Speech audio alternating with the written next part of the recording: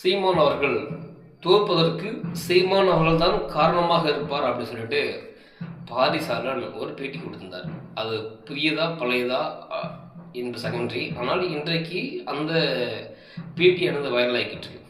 இது ஏன் அப்படி சொல்ல வரேன்னா, சீமான் அவர்கள் தேர்தல் எப்போ அவர் கட்சி அறிவித்தாரோ, எப்போ அவர்களோட ஆட்கள் தேர்தல் நின்றார்களோ, இன்றைய வரைக்கும் அவர் தனித்தனி நிற்கார். அதில் எந்த தவறும் கிடையாது. ஆனால் காலத்தையே நம்ம ஏற்றுக்கொள்ள வேண்டும். இப்போ 2016 அன்புமணி அவர்கள் தனித்து நின்றார். 2016 மட்டும் அவர் தனித்து நிற்கல, அதுக்கு முன்னாடி 2 எலெக்ஷனுக்கும் தனித்து நிற்கிறார். ஆனால் ஊடக வெளிச்சம் நம்ம கையில் இருந்த பொழுது ஃபேஸ்புக், அப்புறம் மொபைல் ஃபோன், டச் ஃபோன் இதெல்லாம் வந்தவர்கள் கூட அன்றைக்கு எல்லாருக்கிட்டையுமே தெரியும் 2016 அன்புமணி அவர்கள் தனித்து நிற்கிறார். தனித்து நிற்கும்போது அவர் விட்டு அறிக்கைகள் பற்றி ஒரு 3 அறிக்கை மட்டும் சொல்கிறேன். எல்கேஜிலிருந்து ஆராய்ச்சி கல்வி, அதுலாம் படித்த ஆராய்ச்சி கல்வி வரைக்கும் எல்லாமே ஃப்ரீ தமிழ்நாட்டில். இப்போ எக்ஸாம்பிளுக்கு நீட்டு இன்னைக்கு வந்துருச்சு. இந்த நீட்டை பார்த்துக்கிட்டு அன்புமணி அவர்கள் பயப்படல. ஏன்னா நீட்டு வரட்டும், பிரச்சனை கிடையாது. ஆனால் அது மாநில உரிமைக்கு உட்பட்டதாக நாங்கள் அதை மாற்றிக்கிறோம். இப்போ எக்ஸாம்பிளுக்கு கர்நாடகா, பெங்களூர் இங்கேருந்து நீட்டை தேர்வு எழுதிட்டு தமிழ்நாட்டில் உள்ள மருத்துவக்கல்லில் அவங்க படிப்பாங்க.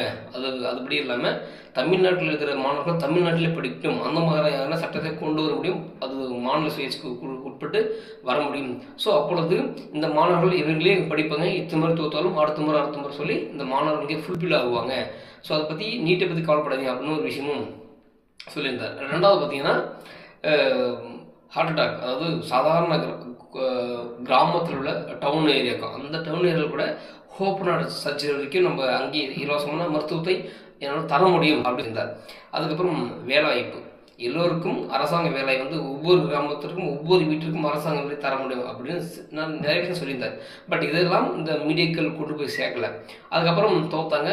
அதுக்கப்புறம் மீண்டும் வேறு வழி இல்லாமல் கூட்டணி கட்சிக்கிட்ட இவங்க போய் நின்னாங்க. ஏன் சொல்கிறாங்கன்னா, இந்த மக்கள் எம்ஜிஆரை பார்த்து போட்டுவாங்க, ஜெயலலிதா பார்த்து போட்டுவாங்க, கலைஞரை பார்த்து போட்டாங்க, இப்படியே இவங்க ஊதி போயிட்டாங்க. இந்த முறை என்ன பண்ணுறாங்கன்னா விஜய்க்கு ஓட்டு போட்டாங்க. விஜய் ஒரு மாற்று அரசியல் அவர் தரல. அவர் சொன்னதுன்னா இங்கேருந்து இலவசம் எடுத்துனாரு, இந்த பக்கம் இருக்கிற இலவசம் எடுத்துனாரு, அப்புறம் தேர்தல் நின்னாரு. நிறைய பேருக்கு கேண்டிடேட் யாருன்னு தெரியாது, விஜய் என்ன மாதிரி அறிக்கை விட்டுன்னு தெரியாது. ஆனாலும் விஜய் ஏன் ஜெயிச்சார் அப்படின்னா, அந்த சினிமா ஃப்ரேமுக்காக மக்களெல்லாம் ஓட்டு போட்டு நாங்கள் மாற்றத்தை கொடுத்துட்டு சொன்னாங்க. அது மாற்றம் கிடையாதுன்னா, அது ஏமாற்றம், மக்கி போன ஒரு விஷயம்தான்.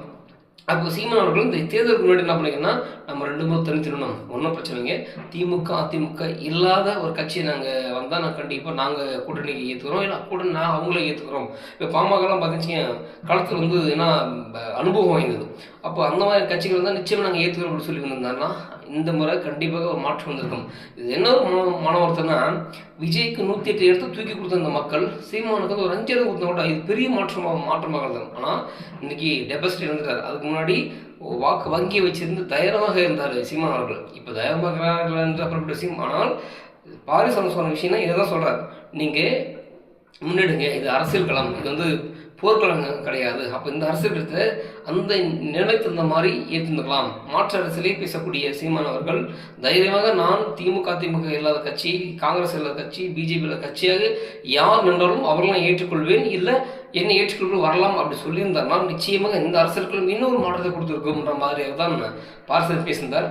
ஏன் சொல்கிறோன்னா, சீமான் மீது நம்ம குற்றம் சொல்கிறது எல்லாம் நோக்கம் கிடையாது. நமக்கும் ஆசை தான் தனித்து நிற்குன்னு. நாங்கள் மக்கள் வச்சு பாருங்க, இந்த மக்கள் அதுக்கு முன்னாடி யாராவது ஆதரிச்சிருக்காங்களா?